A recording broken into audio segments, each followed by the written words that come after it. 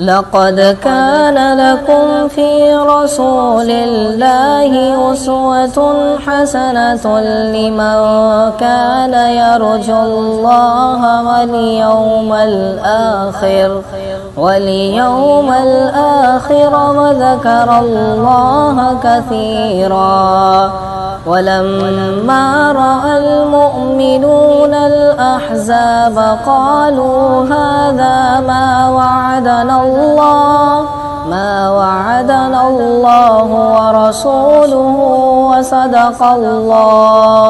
وصدق الله ورسوله وما زادهم إلا إيمانا وتسليما.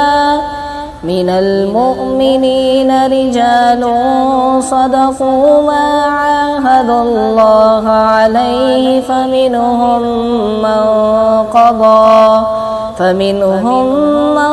قضى نحبه ومنهم من ينتظر وما بدلوا تبديلا. ليجزي الله الصادقين بصدقهم ويعذب المنافقين إن شاء أو يتوب عليهم إن الله كان غفورا رحيما.